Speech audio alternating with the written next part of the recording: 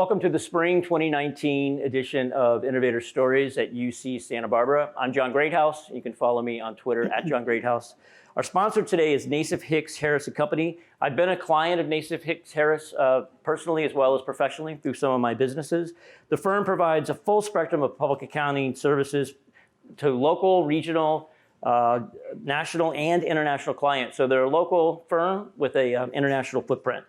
Its partners have over 100 years of combined experience in public accounting, and we really appreciate their support because without their support, we wouldn't be able to film this and we wouldn't be able to offer it to folks all over the world. So thank you. We have tonight with us Diane Flynn. She's the co-founder and CEO of ReBoot Accel. ReBoot is designing work cultures that support and advance women. They've helped over 2,500 women resume their careers after taking time out from the paid workforce. ReBoot Accel has been featured on the Today Show, Wall Street Journal, Forbes, ABC News, NBC, PRI's The Takeaway, as well as the Huffington Post. Diane also consults for Fortune 500 companies that are interested in hiring, retaining, and promoting women. She facilitates workshops on professional presence and impact and coaches leaders on maximizing results and personal fulfillment. She's busy. She previously served as a number of executive roles, including Chief Marketing Officer at GSV Labs.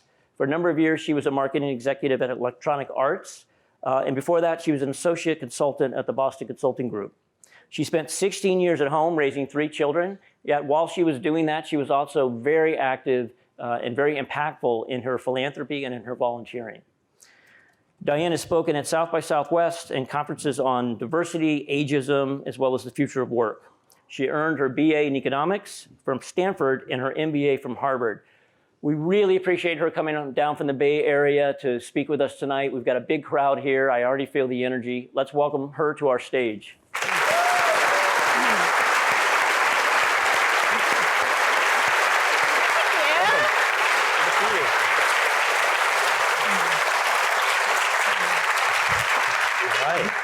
Feel the love from UCSD. I do. The best warm welcome I've received. Thank you.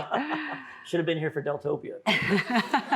Inside joke, people watching this at home don't know what we're talking about.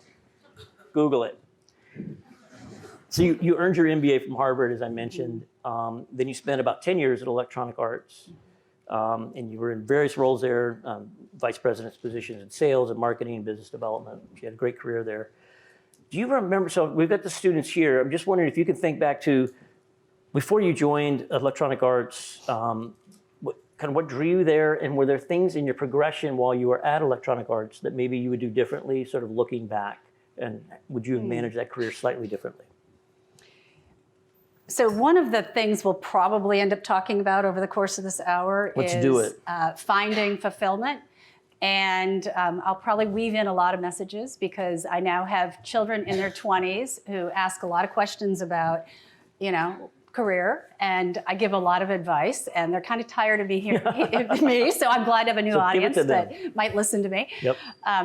But I think I was always somebody who thought a lot about my career and my life and what is fulfilling, and there's probably a lot of reasons for that, including my family, who was always talking about goals and setting new, dreams. But when I got out of business school, I did a lot of self-reflection on what I had loved doing and what I didn't. Which I think is rare for people that go to business school because they tend to try to herd you onto Wall Street or herd you into a big consulting company. Sorry to interrupt, but I think being thoughtful isn't always what happens at that point in people's lives. Right, and when you look at statistics today, about 85% of people report that they are not fully engaged in their work. And to me, that's a really sad statistic. Yeah. And I coach a lot of people who aren't fulfilled. And the commonality is that they don't take the time to figure out what are their values. And I am 100% convinced that if you don't align your values with your work, you will never be fulfilled. But it takes time to figure out your values. Right. And you're gonna, your path is gonna be like this. I mean, when I was in college, I thought I wanted to be a reporter on the news. And so I spent my summer in Minnesota, where I grew up, schlepping around as an unpaid intern for, like carrying a camera for the reporter and the camera person. And after about 6 weeks of this, I was like, I don't want to be a reporter. Yep. You know, I realized that what I saw was the glossy part on the camera, but what, you know, you're a writer, you understand the inner workings of some of this. You spend all day talking to people who didn't want to talk to you, you know, coming up with this amazing story, and then you watch it on TV and it's 30 seconds. Yeah. And so then I went and worked for the Stanford Daily because I thought I want to do investigative reporting. But, you know, my whole career was like that. I thought I wanted to do something. I tried it out. I either liked pieces of it or I didn't like it. And then I went in a different direction. So back to your original question about how did I end up at EA. When I was at Stanford, prior to even going to BCG and business school, I did a independent study on, okay, this is really going to date me because it was computers in education, and it was back in 1984 when, does anyone remember what happened in 1984? You may have seen the advertisement for Apple launched their big first personal computer, and so computers were not a thing. You weren't sitting there on a computer. You were all digital natives. We were not. So I did a lot of research around the how computers could be used in instruction. And at that time, there were a lot of reasons it wasn't appealing to teachers. But when I got out of business school, I thought back to what did I love? I loved doing that paper. I loved being in the technology world and that space. I loved learning, and I saw a lot of potential for computers to be used for gaming. And gaming in an educational way, I should say. And so back in the 80s, I interviewed with Trip Hawkins, who started EA, who I found out is a friend of John's. And he was the founder of EA. And at that time, it was just happenstance. Trip said, we want to get into educational software. And we're going to take a bet on you because, you know, you've done some work in this. And at that time, it was the Learning Company and Broderbund, and that was about it. And so that's how I got there. But the point that I think is more interesting to all of you is to constantly be thinking about what is, you know, I keep a list. What fills my tank and what drains me? And my goal is to always get more on the left side than the right side. And every job is going to have its mix. And your first job and your second and your third, and you know, they're not going to be perfect. But to keep getting closer and closer to doing something that really fills you up, I think is hugely important. That you gave me another arrow for my quiver. I'm going to use it when students ask, you know, how do I find my passion? I love what you said about, did you write a paper that you really got excited about? You know, that paper where you did more research than you needed to, and it was longer than it had to be because you were so excited about that topic. That's a great way to self-identify something that, instead of just sitting there in a chair going, what do I like? You know, like trying to force it, just really kind of relax and think about things where you've gone the extra mile. So I really like that example. So finding your values is something. It's an ongoing process. I think values change over time. They change all the time. And that's okay. They should change. And they should. And that's why it's a process you need to do all the time. My values at my age are, as I'm looking at my last bird leaving my nest, are very different than when I had three toddlers. And they were very different when I was a single, newly married in my 20s, and they were very different when I was your age. So that is an ongoing process that I encourage everybody to think about. And again, I don't think enough people are mindful of it, thoughtful about it. Can I add one other thing? About how many of you are familiar with this concept of flow, being in the flow? Raise your hand. Yeah, that's, I can't pronounce the guy's name. Do you know his name? It's his long name, but it doesn't matter. Flow is that state that he has identified that is when you lose track of time. You are so immersed and engrossed in what you're doing that it could be playing the piano. It could be, for me, it's like, honestly, it's creating things in Google Slides. It's creative activities that use technology. Whatever it is, pay attention to that. Because those are the types of things that if you can find a job that will pay you to do those things when you are in the flow state, you will be very happy with your career. And for me, it is writing.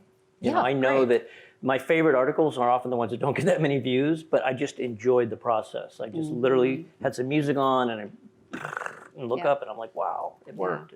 And I strongly encourage everyone to have some sort of creative outlet. It doesn't have to be painting or music or the things we classically kind of associate with arts, but it can be things. It could be scrapbooking, it could be PowerPoint presentations, it could be just something where you're freeing your mind up and you're actually creating an end product that you can point to later.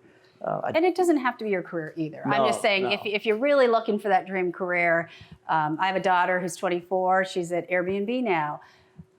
From the age of 8, she planned our trips. She loved travel. She loved leisure. She loved, and she always had this dream that she would work somewhere where she could travel the world and she could, do good and have fun and work in cool office space. And I'll tell you, when she got out of college 2 years ago, she applied to 81, no lie, 81 companies. She was the most tenacious person I've ever seen. She got, I think, close to, I hope she's not going to be watching this, but 79 rejections. Yeah, hey. Or no responses, lots of no responses. But guess what? She got her number one choice. She was absolutely, I think when she went to the interview, she was very compelling because that is what was in her DNA, was she wanted to work at that place. And that companies will pick up on that. Yeah, and when you're looking for a job, you only need one. So That's who right. cares how many That's right. That's what I kept telling her. Yeah, it's hard to hear, but. Well, speaking of children, I know when my wife, when I first met her, she was like, I'm not going to have children. I'm like, okay, sweetheart, we're dating. She might come here later. But as time went on, obviously that changed in her mind. When you were at the age of many of the people in this room, so say 19 to 22, did you anticipate having children and taking time off, or was that just something you weren't even thinking about? I always wanted to have a family. Right. I never thought I would pause my career. Right, ever. My wife either, same thing. No, when I went through school, and by the way, I loved my career. I was at EA for over 10 years, loved I wouldn't say every day of it, but I really did love it. Right. But, I think the thing I would encourage you all to say, which never say never, because life happens. And I had a third child who was born with some medical issues. I had a husband who was traveling all the time. I was traveling all the time. I had some health issues. And, it got to the point where something had to give. Right. And, I think that your generation is probably more enlightened about sharing careers and sharing home tasks. And, it wasn't quite like that when I did this, and I did a lot of the home stuff. But I did pause my career, and it took some time to adjust to that new reality. Right. I have no regrets. And especially when all of you in this room, you're going to live till, on average, 82?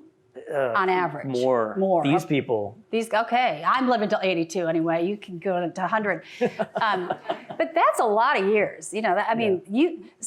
Hey, I took 16 years out of the paid workforce, and I make a point of saying paid because, as John said in the intro, I worked hard. I worked hard as a mom. I worked hard as a volunteer. Didn't get a paycheck. But I will never regret those 16 years. And now I'm 56. I hope to work for another 30 years. And I believe I can if I'm blessed with, the right health and everything. Right. So I would encourage you to think about a long life that includes a lot of things. For some of you, it'll be family and career, and it might, I know a lot of dads at our school that are staying home now. Right. And I love that. And then one of them just talked to me last week because he is a senior as well. He said, I'm ready to go back to work. So there's lots of ways to navigate your career. Yep. And I think young people, everyone struggles with it, but young people sometimes more than others. What does society want? What do my peer group want? What do my parents want?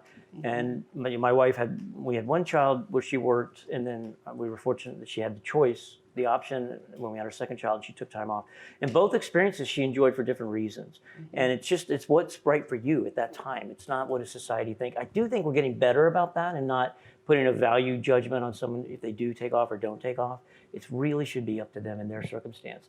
And if you're fortunate enough to have a spouse that can really share some of those domestic duties with you, then it will be easier for everybody. Absolutely. I know that mentors are important to you. We did talk before. We did a thing for Forbes together, but I didn't have a chance to ask you about mentors. It's hugely important to this group here.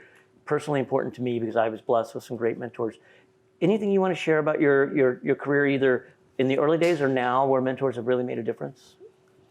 I had two outstanding mentors who made all the difference in my career. I had more than that, but two specifically. One, well, no, I guess neither really I chose. But I would encourage you to be a little more thoughtful about getting a mentor. One of them happened to be when I was at BCG. I was one of the few women there. And there was one senior partner who was a woman. And I wouldn't say it was a great fit for me, by the way. I don't think I was cut out to be a consultant. Yeah. There were a lot of people from University of Chicago I worked with who were very analytical, much more so than me. And I think that's also what drove me to EA, is I thought, I want a product. I want something tangible. I didn't really want to, at that point in my life, be a consultant. But anyway, she had my back, and she brought me into all her projects. And it turns out, I don't know if you know this name, but it was Indra Nooyi, who went on to run Pepsi. She just retired after quite a lengthy tenure as CEO of Pepsi. And she's been supportive of what I'm doing today. But you know, having her made a huge difference in my early career. My second mentor was more recent. He's recently passed away, but it was Bill Campbell, who you probably know. My husband coached football with Bill, and Bill was going through cancer. Bill, by the way, he's been on the cover of magazines as the kind of coach to Silicon Valley. He was the chairman of Apple and Intuit, and coached the Google founders and whatnot, and just an amazing person. But here's another little lesson to you. So he was going through cancer, and I only knew him kind of through my husband. I didn't know him well. But my mom always taught me, you know, don't just sit there when someone is going through a rough time. Do something. And so I wrote his wife, and I said, just text her. I said, you know, is there anything I can do to help you and Bill? And she wrote back. She said, you know, Bill needs to get out and walk every day. And I don't have time to walk with him every day. Would you walk with Bill? It's like, you know, just won the jackpot. Wow. So I said, absolutely, I'd be happy to walk. And my husband warned me, he said, now Bill's always on time, so don't be late. So I would go to his house in Palo Alto, and I'd always get there 5 minutes early or 10 minutes early. And Bill would be sitting out on the porch, and he was going through chemo, so he had to walk, and we walked kind of slowly. But we would walk, and one of his very close friends was Steve Jobs.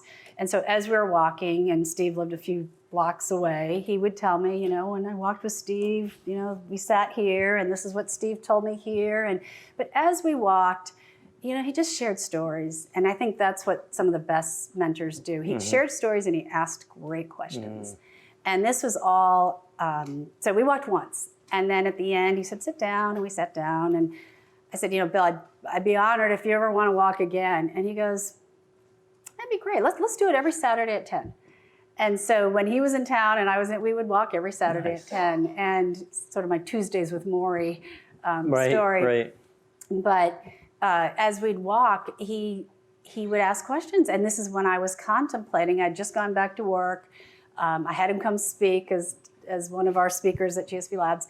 And then I had this idea for ReBoot. And I said, I just feel like there is this huge mismatch of highly accomplished talent in the form of women who pause careers and companies that could benefit from that talent. And I had just come back to work. I knew some of the challenges it took. Technology was a bear, I have to tell you. I didn't realize that people could look at my calendar, and you know, there were a lot of things I didn't know. Social media, even though my background is in marketing, I really was a digital, you know, imbecile. And I had to learn all of that. And I asked a lot of questions. I talked to my millennial children, and I, you know, finally I would nudge the guy next to me who was like 26 and say, like, how do you do this? And he'd go, let me Google that. And after about 5 of these, I'm like, I think I can Google that. So I learned, and then as I was sharing my story with other friends, they said, you know, I'd love to do what you just did. But what I kept hearing is, I don't feel current with today's technologies. I don't feel connected with a professional network. And I have no confidence. And it was that confidence piece that really killed me, because I was president of the Parent Association. I'd worked with all these people. I would have hired any of them. You know, they were just highly competent. And yet they had no confidence. And so anyway, back to Bill, I said, I would like to do something to help these women. And Bill, take note of all you men out there, was a huge advocate for women. He got a lot of women on boards in Silicon Valley and beyond, and he always supported women. And he said, Diane, you've got to do this. And so that was a huge vote of trust that I need. And it wasn't easy. I mean, being an entrepreneur is not easy. Right. It's, but having mentors, and my husband was hugely supportive. A lot of people were supportive, and you do need that to get through some of the, rough days. Yep, that's wonderful. So I know you contribute to a class at Stanford on work and family. You work with a lot of young people there. Can you talk a little bit about time management? I know you're very good at that. You may not think you are, but it's something that you've learned a lot about over the years. Maybe, kind of the hard way, like most of us learn. How do we have like 2 hours? Yeah, right. Speaking of time management. A lot of time management tips. But. Yeah, can you share some with this group? Because I think, this is not the age where you really have those skills most of the time. One thing when I tell my students sometimes is, yes, you're going to college for many reasons. One of them is to learn how to manage your time. And that's not taught in any class, unfortunately. So maybe you could share a few tips. Absolutely. Well, one thing, I subscribe to Medium. I don't know how many of you read the articles from Medium, a few. Yep. Anyway, every day, and maybe it's the stuff I've chosen, but I read tips every day. And that's where I get a lot of them, and I try a lot of things. But if I were to chisel it down to what is going to be the most effective to manage time, it is to know your priorities. And there are so many things begging for your attention right now, whether it's your computers. I'm hoping you're taking notes and not on social media. It's email. Oh my gosh, email, you could spend all day just reacting to email. And so I would say the number one thing is every day I get up and I say, what are the 3 things I need to get done today? Just 3, maybe even less, but don't try to do 20 because you probably won't get them done. But if you know there are 3 things, then everything I do throughout that day is, I weigh it against that. Is going down this rabbit hole in social media getting me to get those things done? So that's one tip, is prioritizing. Second is know your own energy. And I know it sounds weird, but I'm a morning person. And believe it or not, my 18-year-old son is a morning person. And we've been up we call it the 5 o'clock club now. And we get up and he started drinking coffee and we have coffee together. But that is my time, that 5 to 10. And I've even tried to not schedule any meetings until 10 because that is when I'm most productive. That's when I write. That's when I think, I strategize, I get a workout in, I get everything like that I want to get done. And then conversely, I know from 1 to 3, I am worth nothing. I just can take a nap. Or that's when I schedule a walk or a meeting because I know I need to be with people. I'm not a night person, so I don't try to do things after 9. Plus, I'd like to sleep. So second thing is know your energy patterns. And third one I'm going to just throw out there, read Cal Newport's book about deep work, or just read an article about it. Deep work, has anyone heard that term? Okay, so the opposite of deep work is, anyone know? Shallow work. Shallow work is, what would be an example of shallow work? Email, right. Shallow work is really, the way Cal describes it, is the work that lets you keep the job. Deep work is what gets you promoted. And so most people I see are just treading water in shallow work. Every day they're reactive, they're keeping up. Yep. I have found, and I've been very deliberate, that I've got to carve out time for deep work.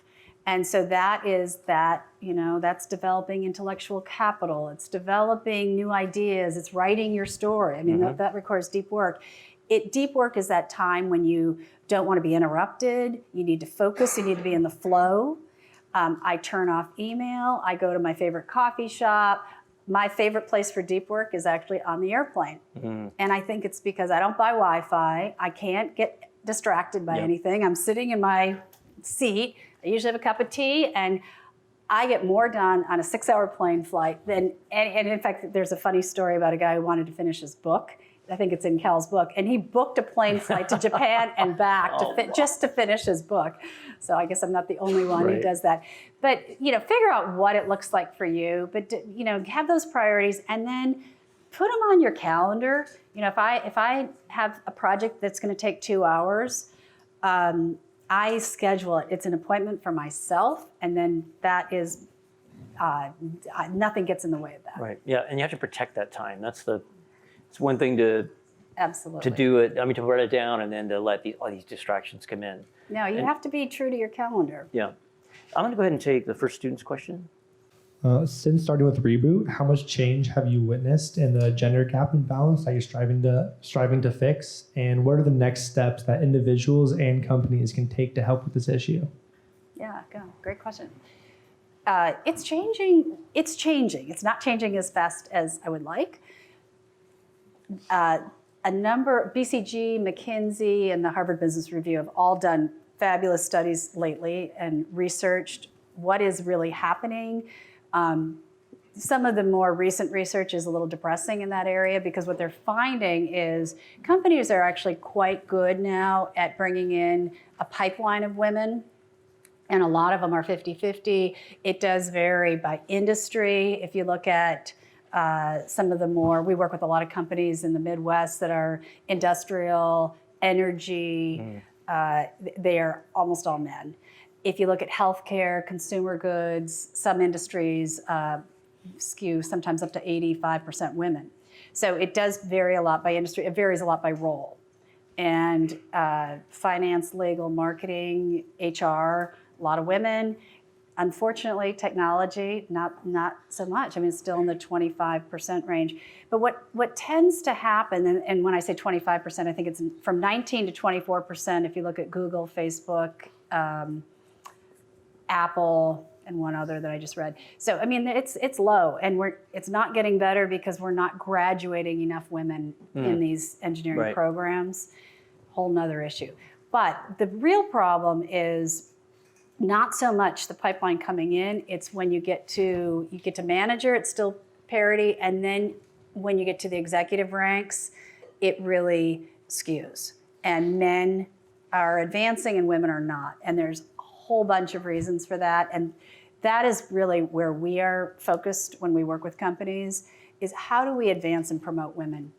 And I think I'll just throw out a few ideas that a lot of this is based on research, and again, BCG is a fabulous study. If you care about this, it's called 6 Hidden Gems of Gender Parity, or Gender Equality at Work. And a few of them are employee resource groups. And that is, they have women's resource groups, they have, resource groups for almost any type of underrepresented group. It can be a men's resource group. Part of the idea of resource groups is they are open to all. There are now, I just interviewed a woman at Airbnb who has a group called Wisdom at Airbnb. It's for people over 40. And Uber has Uber Sages. Google has Greyglers. These are all employee resource groups for older employees. I would have qualified for that one. So would I. So these employee resource groups for women are, I think, really impactful, and we do a lot of work to facilitate workshops for them.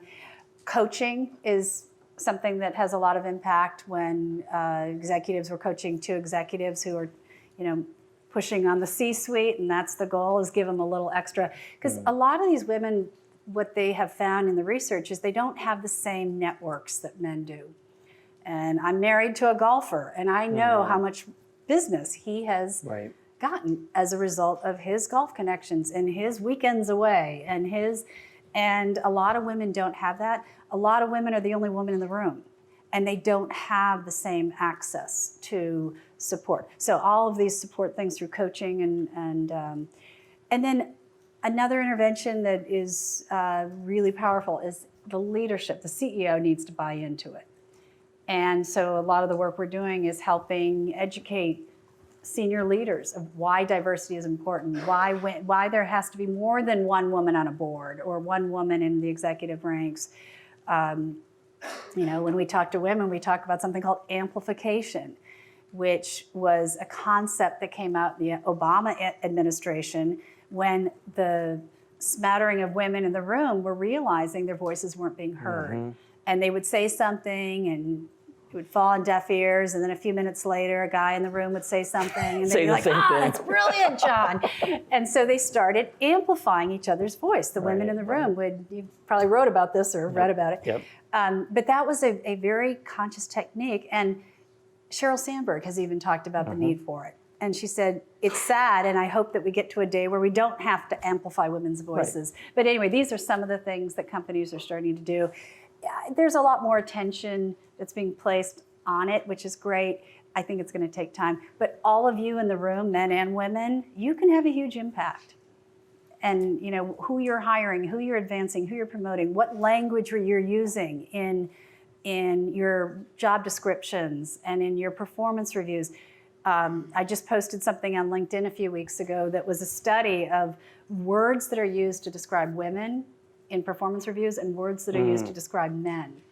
And for the most part, the positive words for women were collaborative, team builder, you know, and men, it was strategic and long-range thinker. What? Aggressive. Aggressive, strong.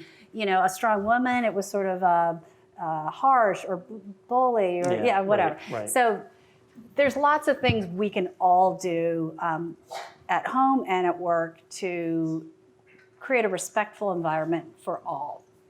Yeah, I've tried to do that in my classes, and what I found is if I set the stage early and I'll actually say, come on, women in this room, what ends up happening is all the guys start talking, and then by the 8th week, none of the women are talking because the guys are filling up all the space. And I found just by doing that and just by reminding people like, you know, you guys are paying the same amount of money, let's get the same amount of education out of it. And encouraging women to come to office hours specifically, saying, hey, office hours, you know, are typically more guys come than women's, and that's not right. Like you should be getting that extra benefit of office hours too. That's good. And I find that helps. There's a body of sort of research around this idea of the imposter syndrome. Yep. Have you heard about that? Yeah. It's this idea that, and everyone has it. I mean, I feel like it on stage right now, like why am I here? But it's this idea that, you know, you're a fraud or you're really not worthy of what you are being able to achieve.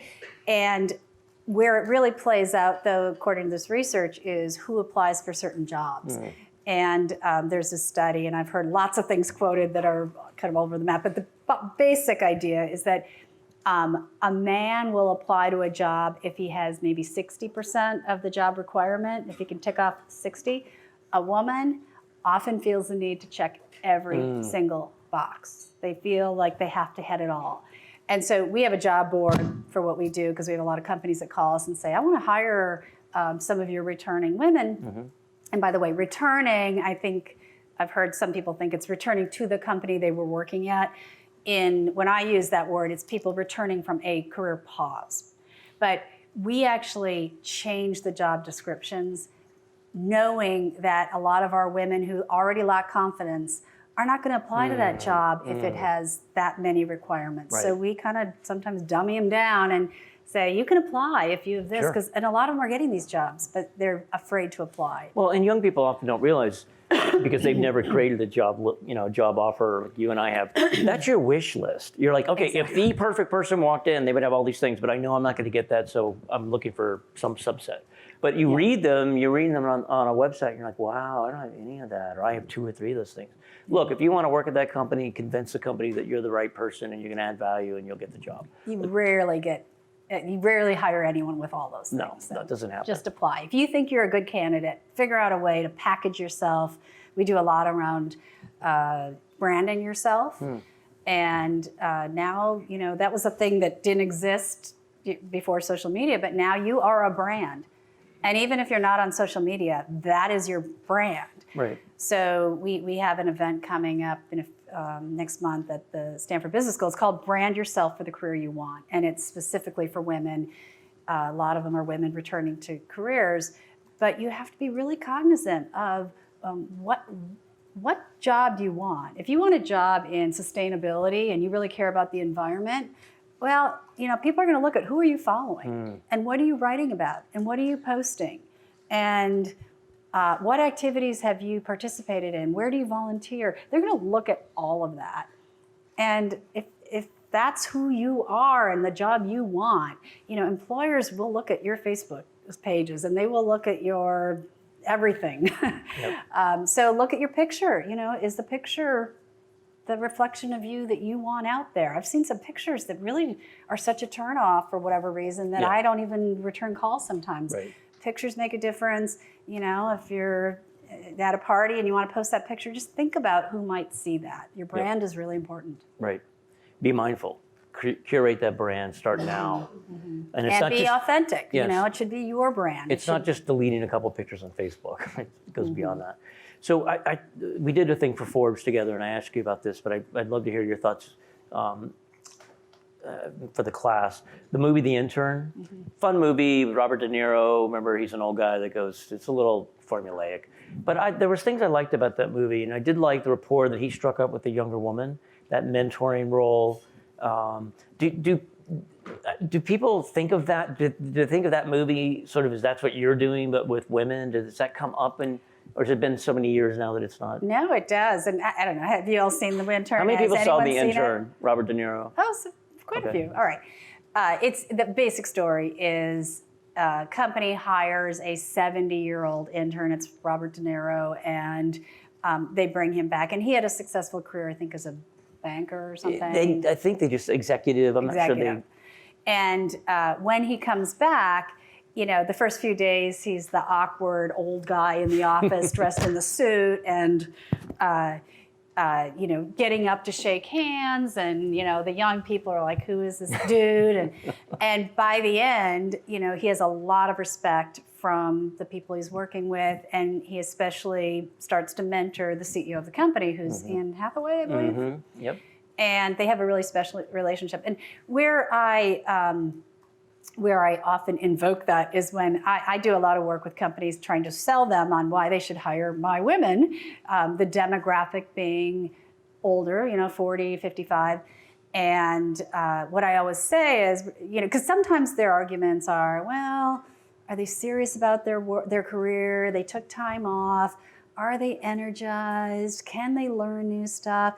And so sometimes I'll say, remember Robert De Niro when he got up at 5 o'clock and hit his alarm clock and jumped out of bed and got dressed? And I said, that is truly how our women feel going off to work. They are so excited. I mean, imagine, you're all wonderful kids, but imagine staying home for 20 years with toddlers and kids. Right. It's kind of fun to get dressed up and go to work and work with young people. Yep. I mean, that was part of the joy of when I went back 5-6 years ago now. Working with people who were my kids' age, I got a ton out of that. I learned a ton. It was really I felt youthful, and I hope that they got something from the relationship with me. And so I think when you go off to work, I'm a big advocate. You're going to be working side by side probably with 5 generations of people now.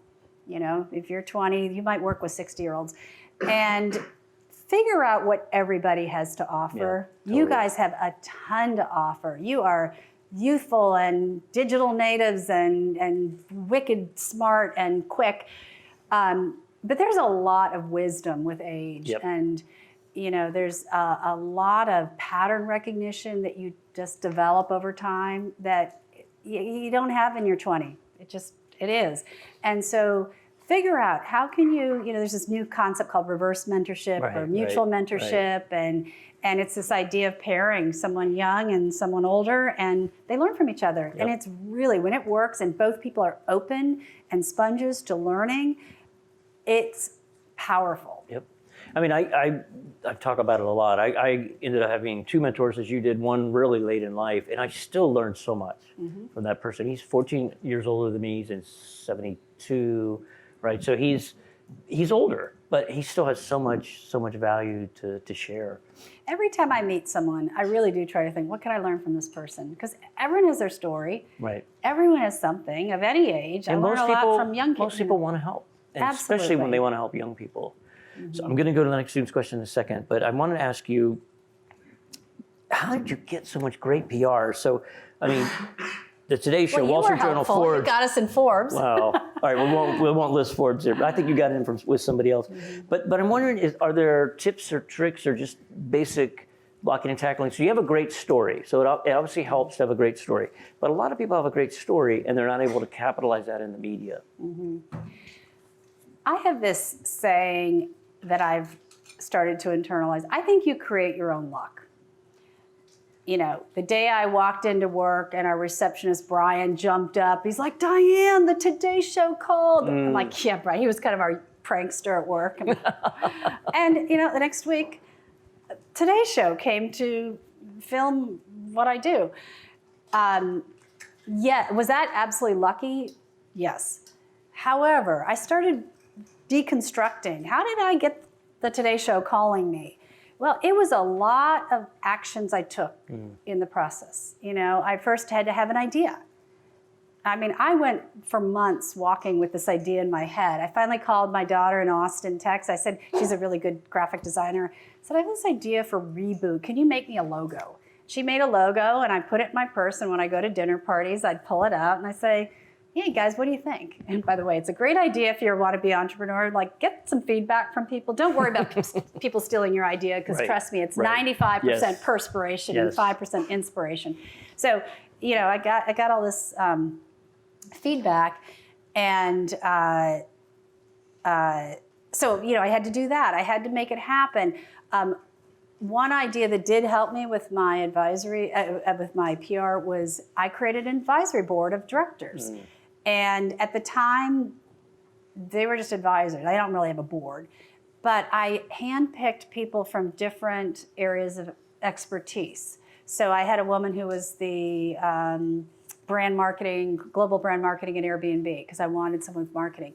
I have the chief diversity officer from HPE. And by the way, I just called some of these people. I didn't know them. And or I had a connection who put me in touch.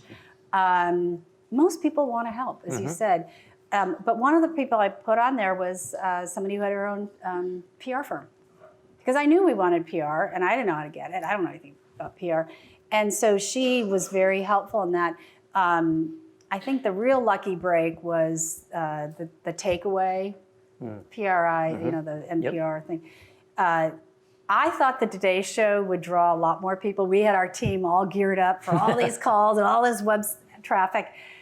The takeaway brought in a lot more traffic. And so Olivia Stearns, who was the reporter from the Today Show, happened to hear me driving to work one day on NPR. And she thought, this is a great story.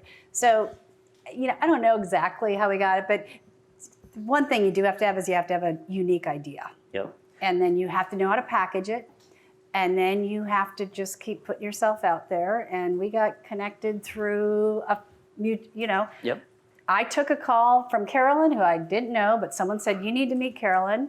I talked to Carolyn from my vacation. I remember where I was on my son's college tour. And she said, you got to meet John. So then John and I got connected, and then I got in Forbes. So, you know, I just keep saying yes to things. Yeah, I think good press begets good press, right? Because as you said, the Today Show heard about you from the radio show, and it just kind of goes on and on. But obviously you have to have a good underlying story. Right. It's just not going to keep going. I think I'm going to take a couple students' questions. I've been doing a lot of talking, so we'll get a couple. You just touched a little bit about how the company started, like on your walks, getting that courage to speak about it and start it. But did a specific instance happen in your life that made you inspired to start this company? And did something specifically instigate that desire for you? Yes. And so 6 years ago, I was, toward the end of my 16-year pause, I was diagnosed with my second round of cancer. So I had cancer when I was 15, survived that, and felt very grateful and very blessed, and then had breast cancer 6 years ago. And so I look at all these, what appear to be really painful experiences, as a gift. Because it was a gift, it was a lot of time on the couch in self-reflection, which, if you recall, that's how we started today's talk, is the importance of self-reflection. And as I had that time, I really did spend a lot of time thinking about what is life about, and what impact do I want to have, and what does bring me joy. And there's something I read I thought was interesting. Think about, there's a difference between your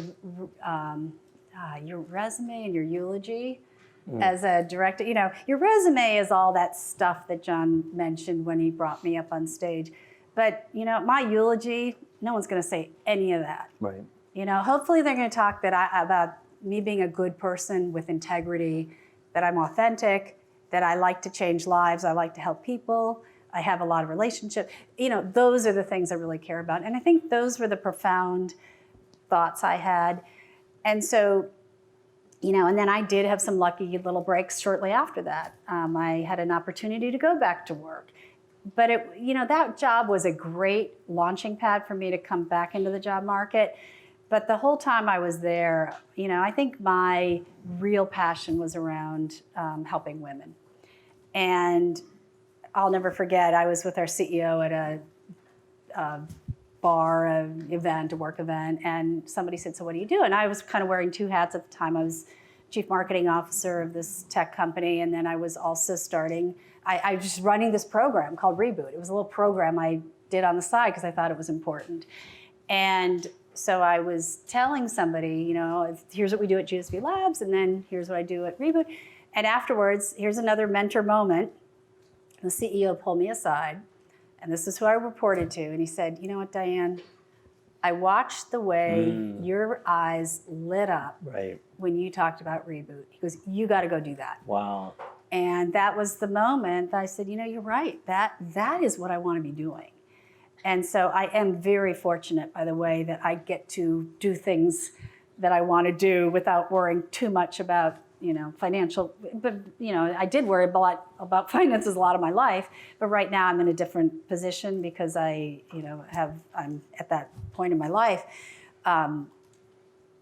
But that was my probably turning point. So my message to you, when you have your challenges, and you will, we all do, and some are bigger than others, use that as an inflection point and think about, what is that teaching me? What is that telling me?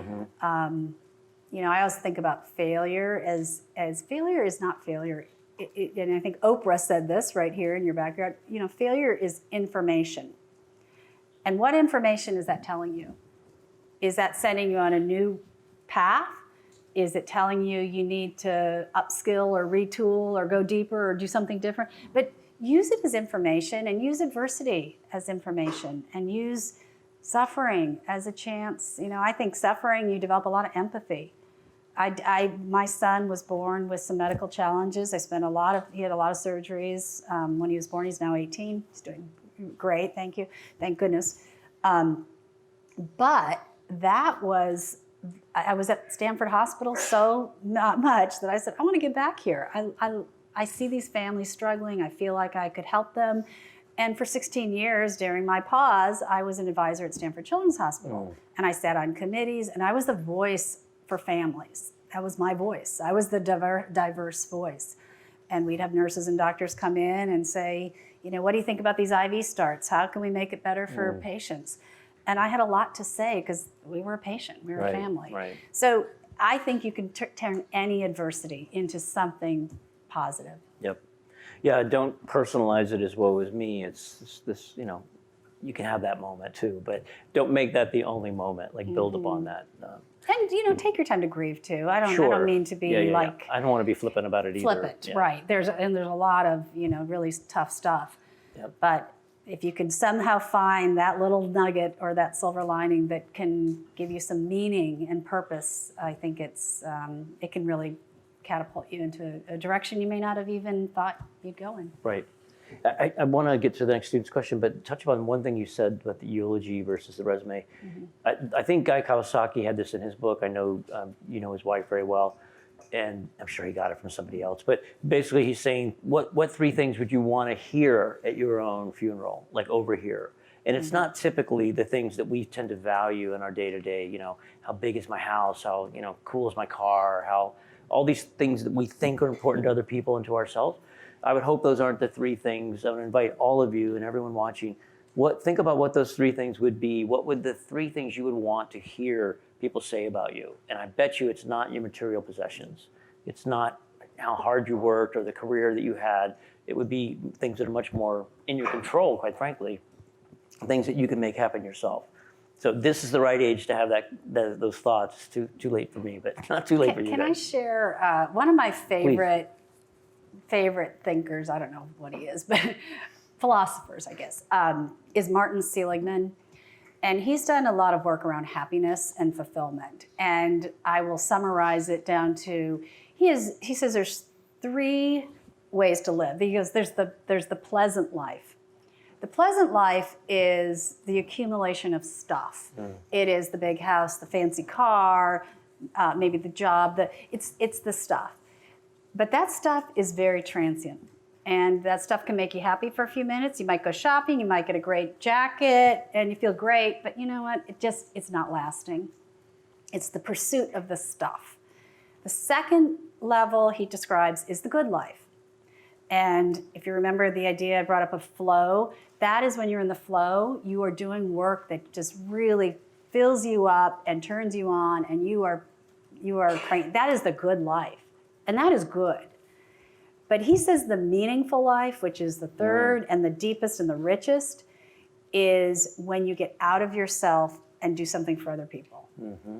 And I just think of that a lot because I live in a very affluent society up in Atherton where I see a lot of that pleasant life. Yep. But you know, it's not sustainable, and it's really, as I get older and older, not that old, but you know, I see a lot of people downsizing, and you know, they're really happy. Mm-hmm. They have less stuff, I think your generation actually has it more figured out than we did. I think I see my daughters; they have small little places. They don't have a lot of stuff, and I think that seems to be a trend. There's this the shared society, shared economy, where you know people are sharing things, and just, you know, think about your neighbor, your relationships, and I think that's another interesting study on longevity. It was out of Harvard of I think it was 30 years of tracking people, and they found the one thing that created the greatest fulfillment and happiness in life was relationships. It wasn't your affluence, it wasn't your job, it wasn't any of that. It was, did you have meaningful connections with people? I'm sure someone else has said this, but one of the most selfish things you can do is help someone else because it makes you feel so good. Mm-hmm. I mean, I think that's true for most people. So young people often say, well, yeah, it's easy for you guys to sit up on that stage and say that about how important it is to help other people. I'm young, I don't have any money, and I'm busy. But everyone in here has a skill that they could share with somebody. You have time that you can share with somebody. You could tutor a fourth grader how to read. I think everyone in this room is qualified to tutor a fourth grader on how to read. There's things you guys can do that are helpful that would be a pretty modest amount of your time, and I think you're going to be shocked at how good it makes you feel. So I would invite you to think about things you might be able to do even in the next 8 weeks we have left in this quarter locally. And believe me, there's so many opportunities to do it. The schools love help, right? The public schools just love having folks come in and try to help. So my last question is, where do you want to see ReBoot Accel in 2025? So where do you want to see it in the next 5 or 6 years? What is your goals? We talked a lot about goals and planning. How are you going to define success in the next 5 or so years? Yeah, it's funny because most people coming out of schools like this who are doing something entrepreneurial, they're looking at how to scale this, you know, world domination.